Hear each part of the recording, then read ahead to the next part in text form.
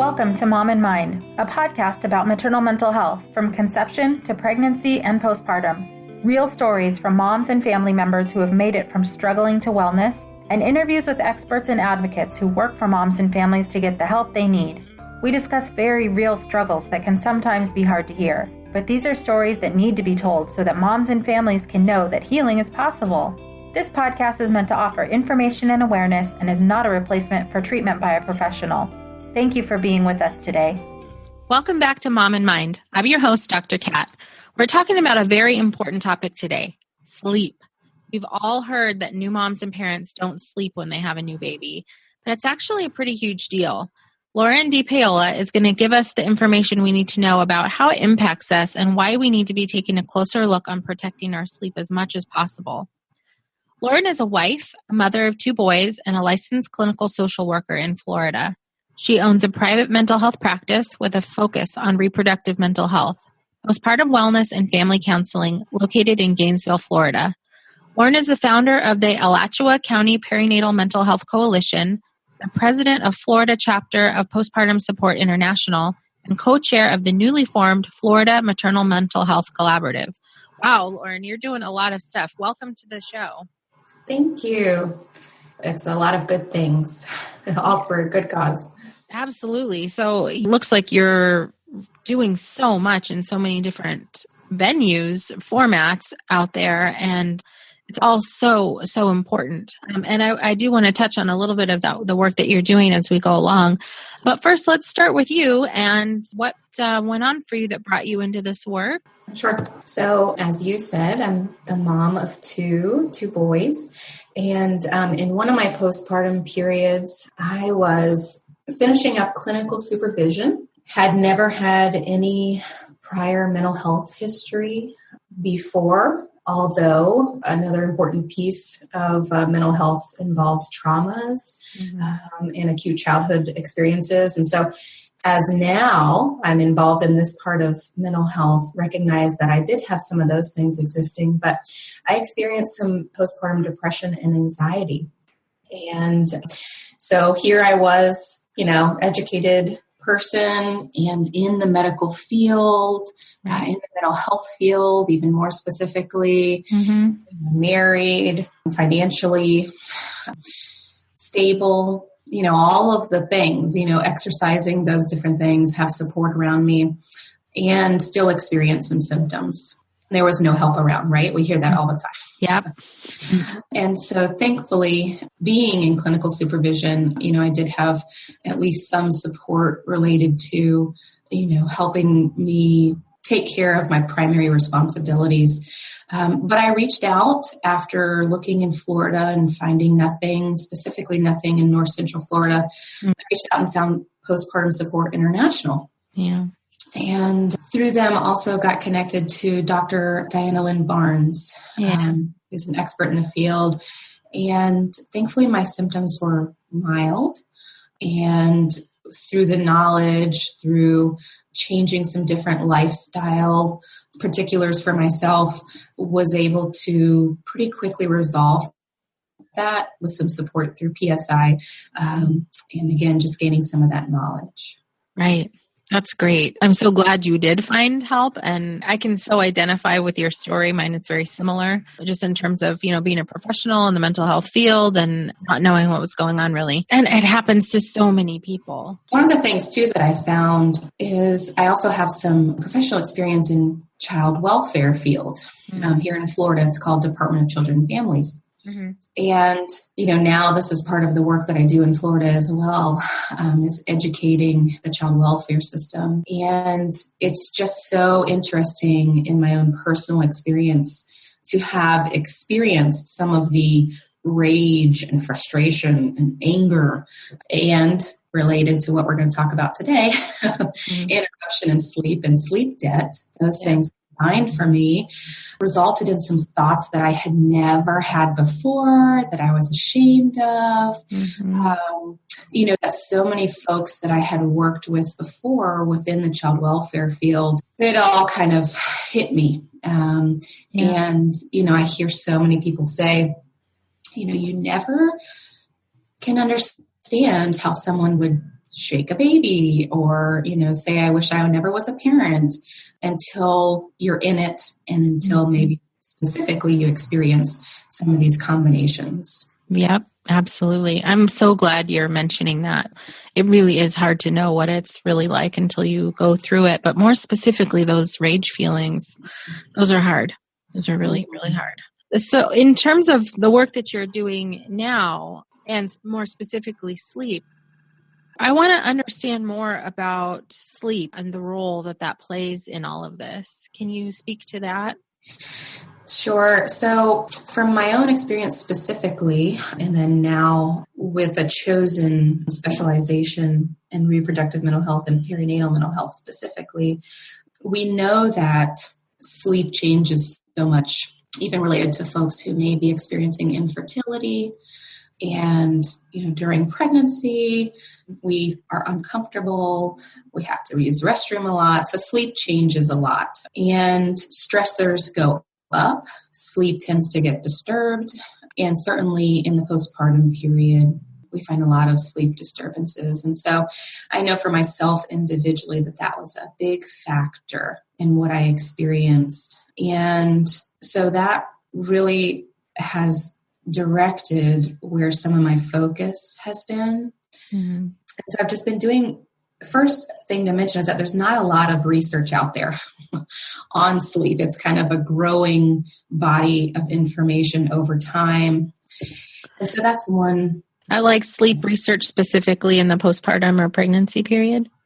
Right. So even just sleep in general, it's really only in the past several, decades maybe grown and gained funding for more research studies to be done. And specifically with parents, the only research studies that are out there, at least that I'm aware of right now, are related to individuals who have no children, right? So it's not even specific to parents, but the majority are related to individuals who are maybe graduate students and understand that at any point in time, they can stop.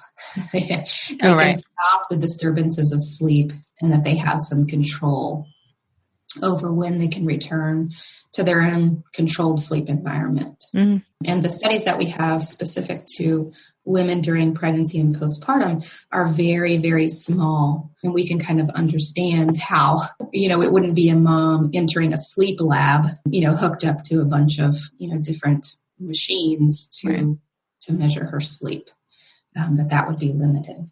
Mm-hmm. Okay. So there's not really much to go off in terms of research, but what about what you see?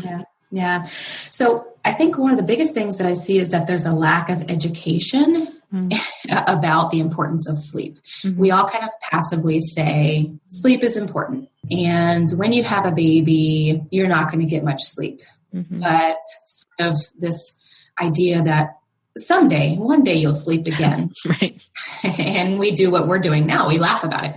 But it's just so disruptive physiologically for our bodies in general. And so I think that's first is just the lack of education about sleep, related to whether, it's in a book about pregnancy and postpartum or whether it's in a prenatal course.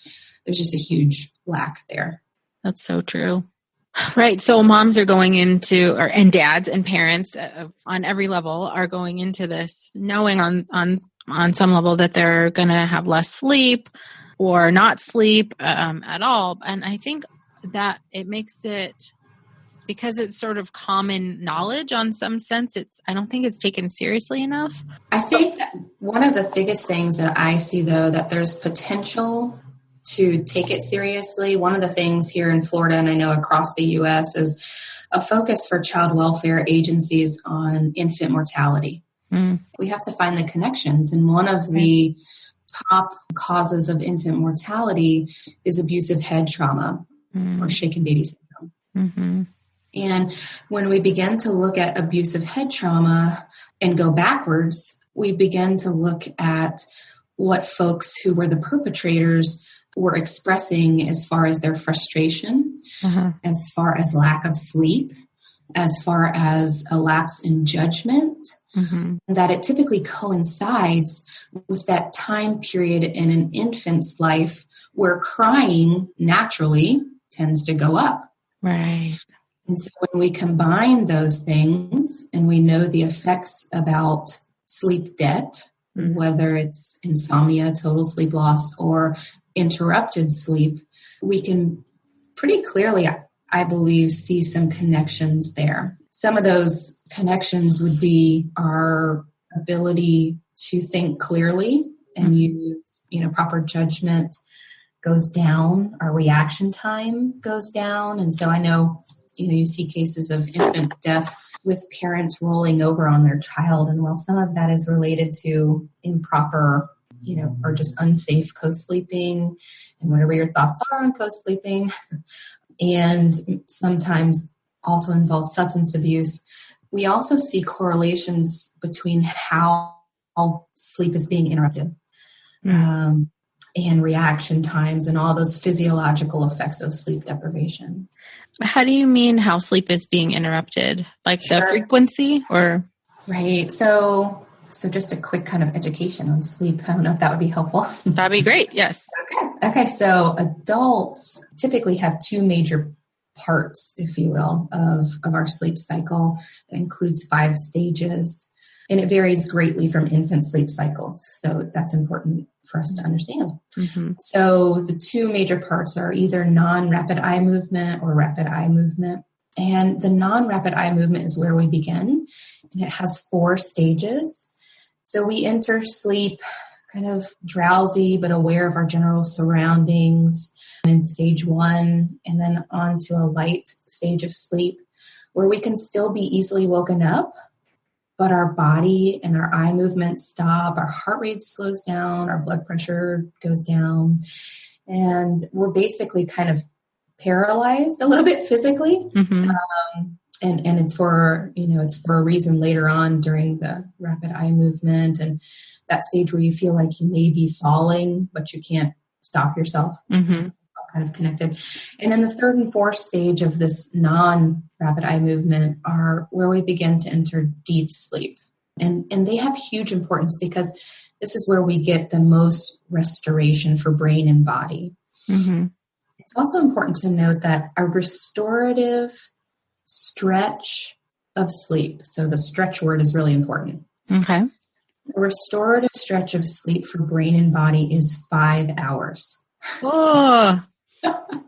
So when I say that in clinic, in session with my clients, I get daggers thrown at me from the eyeballs, right? Right. Stretch. Yeah, right. Right. But it has huge effects on our whole physiological system. And then stage 4 is the deepest sleep, and it lasts about 30 minutes for adults. And then we typically go back to stage 3 and then stage 2 where sleep gets lighter. And then we move back on, through the stages and then to rapid eye movement stage. And this is where our body is paralyzed, but those involuntary systems are working. So our heart, our eye movement, all of that. And this is where dreams take place, obviously. So the REM stage is really important as well because memories, brain restoration happens. Newer research out of University of Rochester Medical Center, Dr. Niedergaard, did a research study in 2013. And again, this was finally funded by the NIH. And what they found in using mice or rats, I'm not quite sure which one, but was that the brain has a mechanism by which it cleans itself. And so it's flushing toxins built up from the day during an optimal sleep cycle, which takes about 90 minutes to complete. Okay. So when we see interruptions in that full sleep cycle, we're also affecting the longevity of our brain functioning, right? And so they call this system the glymphatic system. And so it's flushing the brain. And so they did this research specifically related to studying Alzheimer's and how the brain builds up toxins and then deteriorates. So then we start to think about how sleep is so interrupted. Yeah. During the parenting years, right? During the reproductive years. Mm-hmm. And what are we doing to our brains? So we hear so often this term baby brain, right? Mm-hmm. Yeah. We use it flippantly, but there's really something going on there. We're affecting our brain's ability to create memory, to flush itself of the toxins that take place during the day. Mm-hmm. We're affecting our judgment, perception, all of that by these interruptions in sleep. And then when this happens over a long period of time, we call that sleep debt. Right. Which, I mean, from just passing article titles I've seen, we're all functioning with some kind of sleep debt on some level, but moms and families with newborns, baby, dad are heavily in this debt. Right. And essentially what you're saying is that your brain cannot function how it would normally function if you're not getting the sleep that you need in order to have that restorative time. Right. And so we warn people, we warn like truck drivers or even just maybe in driver's ed class, don't drive while you're drowsy or while you're sleepy because it causes accidents. But yet we're not educating parents on the hazards that these sleep debts can cause. Okay. So in terms of the day-to-day impact, like what are some things that a mom would be experiencing or a dad would be experiencing or a parent or whoever's taking care of a young child, an infant, and who's losing sleep? What are the things that they would notice in the day, if we can kind of recap that a little bit? Sure. So some of the harmful effects of this that certainly we can say caregivers of young infants whose sleep cycles vary so greatly from adult sleep cycles experience. So we see suppressed immune system and ability for the body to heal. Therefore, women recovering from the huge biological task it is to recover from birth, whether it's a vaginal delivery or cesarean delivery, and the healing factor of that, susceptibility to illnesses, hallucinations. I know it was true for myself, especially in those first days. I had a cesarean. I've had 2 cesareans. And so in particular, the time period when I had postpartum depression and anxiety, in those days in the hospital, I remember hallucinating at things that I clearly were not there. So visual hallucinations. I thought that an interesting fact is that my sister-in-law had a baby the same day that I did in the same hospital. Wow. And about 5 hours earlier than I did. And so I remember at one point in the night, new mom trying to breastfeed, the frequency with which you're trying to breastfeed a newborn, lack of sleep. Okay. And I thought at one point on the second day in the hospital that they had brought me my niece. And I was adamant that, no, I think you need to go check. I think you brought me the wrong baby.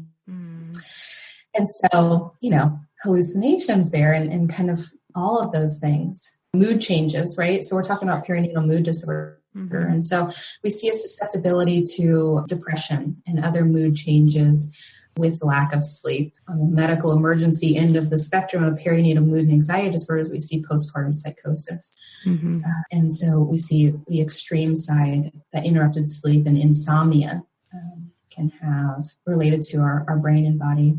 Right. So the impact is huge. And we talk about sleep so casually, as we were saying before, I'm never going to sleep again. Coffee this and coffee that, which, coffee's great and amazing, but it doesn't replace the absolutely necessary function that your brain serves and the need that we have to sleep, to have that downtime and let our brains heal and regenerate and all of that stuff. So if you had a mom in front of you who was like, really needed to get sleep but was having a hard time doing it, what would you tell her?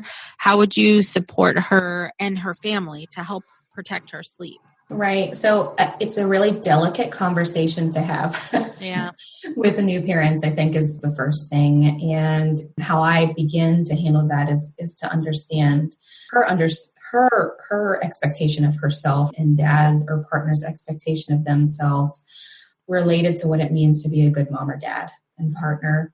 and then move forward from there. And you have to take into consideration mom's efforts to breastfeed, and then certainly any symptoms that are present. The family's priorities related to co-sleeping or not, and then baby's needs as well. Mm-hmm. So all of those things taken into consideration, specifically when I have a mom who's experiencing some symptoms that when we look at cost-benefit analysis, right, of continuing in the same manner of sleep, we have to decide where the risk is greater. Mm-hmm.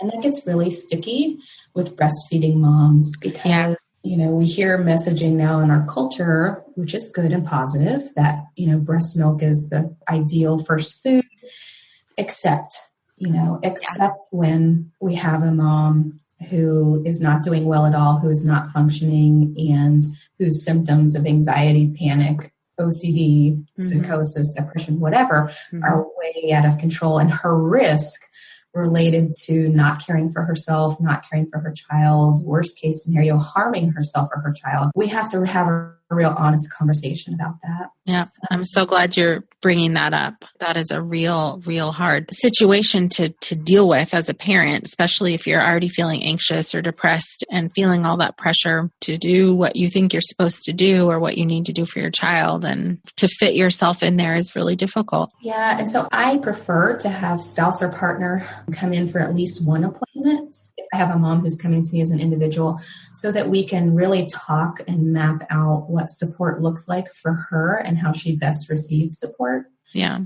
And so one of those things may be, talking, if there's not a lot of existing knowledge for her related to breastfeeding, maybe pumping, if it's, at a time when she feels comfortable enough to pump and to have someone else do a feeding for the baby, maybe even considering, supplementing with some formula if it's not at a point where she's able to pump. But we really have to weigh the risks and the benefits of continued sleep loss and engaging those supports. Right. It sounds like on some level doing a really kind of thorough evaluation or whatnot, or kind of talking about what the sleep pattern is and what the nighttime pattern is, so you can then have those discussions about where to negotiate for something different. Right. And I think the bigger issue here is our cultural understanding in the United States of the expectations on not just moms, but of dads and partners as well. Yeah. New human being enters the family system. Yeah. And so our culture does not value slowing down and really taking time to physically recover and emotionally adjust to all of the things that come with a new baby entering the picture. And sleep has to be a factor in that. Absolutely. Yeah, this is one of those soapbox issues for me, as is true for a lot of the stuff that happens for new parents in this period of time. There's just not enough respect given to this period of time, and I'm really glad that you're touching on that. This is a huge change, and to expect people to be able to navigate it and also know everything at the same time is just too much. Right. Well, and also, one of the biggest things that we see, so here in Florida, we have Healthy Start, programs like Healthy Start, Healthy Families, who do education with families. And so if say OBGYN or pediatrician is making a referral for one of those entities to come into the home and to talk about child development, with this sleep debt and how that affects each individual differently, our ability to learn and retain information is also affected. And so a lot of that is sort of, in some cases, wasted, time and I would say resources. Right.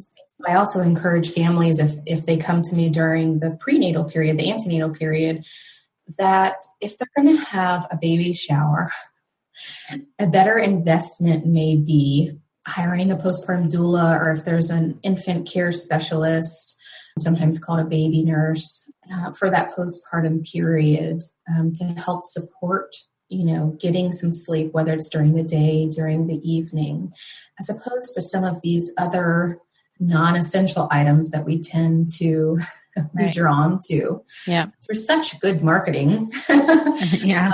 And put on our baby registry list. Mm-hmm.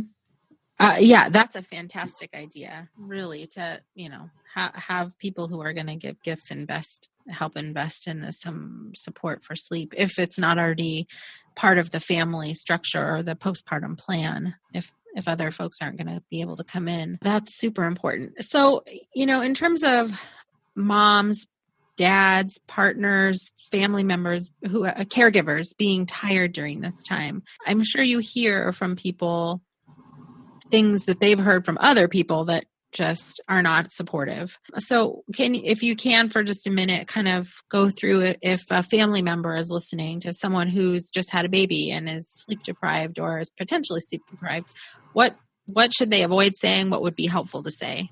So ironically, one of the biggest things to avoid saying, because it's so cliche, is simply just if someone's saying sleep when the baby sleeps. Mm-hmm.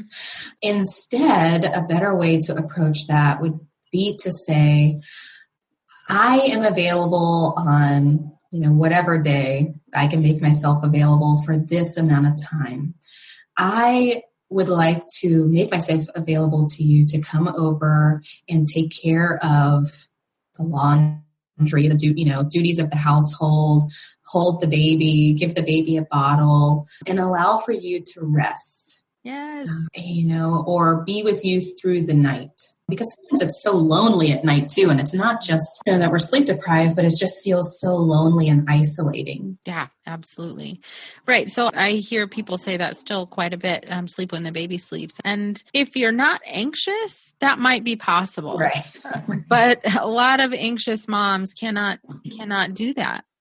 Right. And one of the effects of sleep deprivation, sleep debt is impairs our judgment. And especially when it comes to sleep, we begin to think that maybe we don't need that much sleep. I hear so many couples that I work with, just kind of say it's a positive thing that I can get by on 4 broken up hours of sleep a night. But then when we get into other portions of the conversation, clearly, while you may have your eyeballs open, the rest of your body is not functioning very well. Right. So this is so important. I'm really glad that we're having this discussion, and it feels like there's so much more we can talk about in terms of sleep and the importance of it. But really, it sounds like there's a couple of important take-home messages and that you've gone over, and that sleep is paramount. It is absolutely necessary and essential, and maybe the most important thing one of the most important things to attend to for all of those reasons you listed. And what are some of the other main things that you want to make sure people understand about sleep and the perinatal period? Sure. So I would start with just saying that, not simply in passing saying that we're not going to get any sleep for X number of years, but also understanding the effects that it can have on individual functioning, and then also on the functioning in the relationship, interpersonal functioning, and the expectations that we have on ourselves when we have infants and raising young children. And I talk with my clients about laying down the superwoman or the Superman cape for a season of time and accepting help. I think that's one of the basic parts of self-care is really being okay with saying yes when it's an appropriate time to say yes. Yeah. And also saying no, right? So in those early days, weeks, even months maybe, it may be appropriate to not have a huge party of people all at once or all through the day in the hospital or at your home and feel like you're having to host others. Mm-hmm. But instead, that it's really a special and important time for you and your spouse or partner and this new little human being to adjust to life together and to heal and to restore your bodies. Yeah, that's great. Right. So let's get that message out. I think, far too many people, it's sort of become, and I don't mean to minimize it, but it's sort of become this weird badge of honor to be able to, like you were saying, function with very little sleep, but it's potentially detrimental to not have the sleep. And really, I mean, on some level, it's hard for people who are in that position, who are, like you were saying, already sleep deprived, to be making good decisions about their sleep. It can be a really hard cycle to get out of. So I think, informing people about this, that, hey, this is an issue. And if there are any healthcare providers who are listening today, or moms who are listening today, or family members, caregivers, whoever, to really understand how important this is and to be checking in with each other about this, to protect their own health and wellness and that of their new family, and all of those things, all of the things you've described that, can potentially be really, really disruptive and harmful for the family.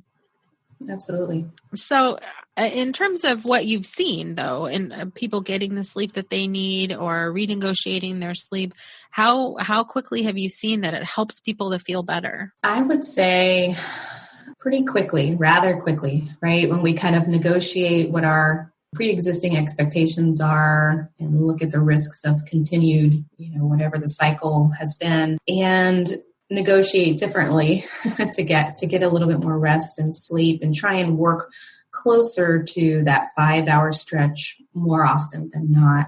Mm-hmm. I would say that if I have a client who really buys into that and, puts into place the supports that she or he needs, I would say when I see them the following week or the week after, that they're recognizing decrease in irritability, decrease in other maybe depressive symptoms, anxiety symptoms, an increase in kind of interpersonal functioning, feeling better about their functioning at work, or, just in general with remembering things or doing tasks or what have you. That's I think great. one of the hardest populations to negotiate that with, or to encourage some flexibility or just a different way of doing things, is with co-sleeping families. And again, that's yet another delicate conversation to have, because it just is based upon individual ideas and philosophies. Mm-hmm. And sometimes it can get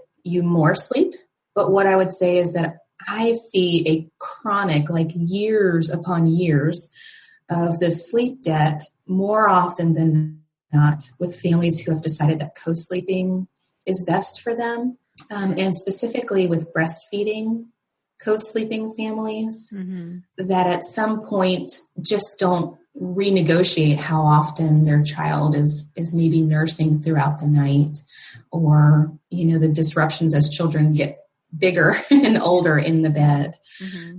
And so again, that's yet another delicate conversation to have. Yeah. But that has to be weighed against marital discord, mental health symptoms that are present, all of those things. Right. So all of this is, as you've been saying, a delicate conversation to have. And really, I mean, I think our goal is to make sure that we help people find a balance that makes sense for them, right. Honoring what they want in their life, right. how they want to do things, and also to help balance that out with their health and wellness, and give information and provide, this information on sleep is important. We all do it. We all need it, but we don't really understand its role and how much it can impact us until we don't have it. Absolutely. And so I really appreciate this conversation. I think it's so useful and so helpful. And I also want to just take a minute and direct people to you and your work in Florida. You're at Postpartum Wellness and Family Counseling.com, and you have a Facebook page. What is that? What is your Facebook page? It's PWANDFC. Yes. Yeah. On Facebook, and a coalition website, ppwandfc.wixsite.com/ACPMHC. So I'm going to put all of this information also up in the show notes, and for everybody to be able to access your local support in Florida and information on the work that you're doing out there, which is so cool. Thank you. Thank you for the opportunity. Yeah, thank you so much. I'm so glad that we talked about this today. Thanks for being with us. Thank you. By joining us today and listening, you're a part of the growing community of people who are aware and concerned for mothers and families during this beautiful and sometimes very difficult time of life. Please take a moment to subscribe, rate, and review this free podcast so that Mom and Mind can be found by moms, families, and providers who will benefit from hearing our talks. If you or someone you know is having a hard time, help is available. Please look for resources for help at momandmind.com, where you will also find links and information from today's episode. Thank you for listening and being a part of the Mom and Mind community.